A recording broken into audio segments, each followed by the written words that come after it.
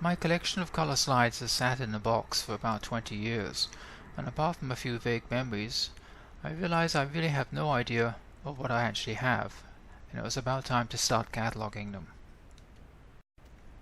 I was a little too clumsy to use the slide viewer tray in its vertical position as they kept falling off, so I made a couple of frames to hold it horizontally. This worked a lot better. Rather than digitizing every single slide I had, which would be a real waste of time, I was going to take a single photograph of each box of slides. That way I could see what I had.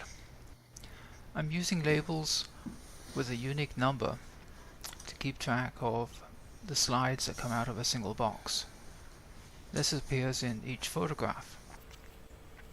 This is how I take the picture of the entire box of slides, up to 40 at a time. And for individuals, you can take a close-up with the macro lens, and I found that this quality is quite acceptable for sharing on social media. The last step before moving over to the computer is to stick that sticky label on the box.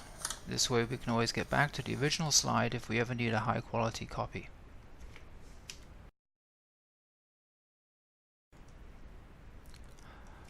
Normally I would take 4 or 5 boxes before I moved over to the computer, but this is just the results of one box. So what you see in this step is getting everything straight, cropping it down to just the bit that we need, and generally tidying up the images.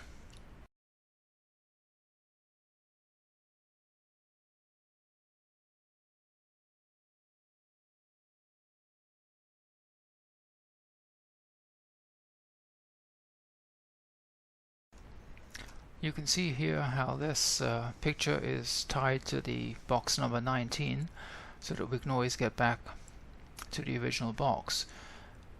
If you actually look closely, or you may or may not be able to see, each slide number is also visible when you go in. So looking at one of these pictures, one can get back to an individual box and slide number. I'm creating an individual folder for each box of slides, and the folder name will incorporate that label number, 19 in this case, so that all the photos associated with that box of slides are in the same folder.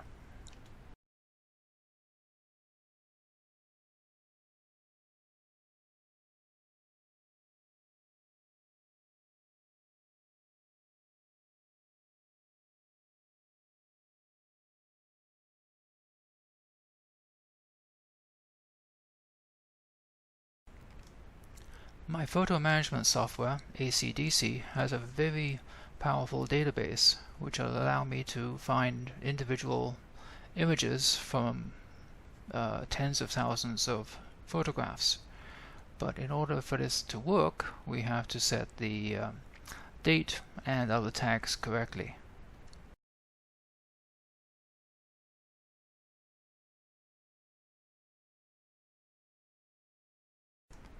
So in this case, the only tag I'm adding is a generic pets one, but in the case of people photographs, I would have one tag for each member of the family, for instance.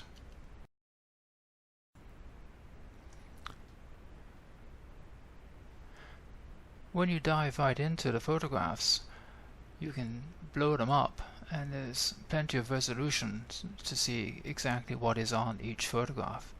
And here, by the way, you can see that slide number and original date on each one.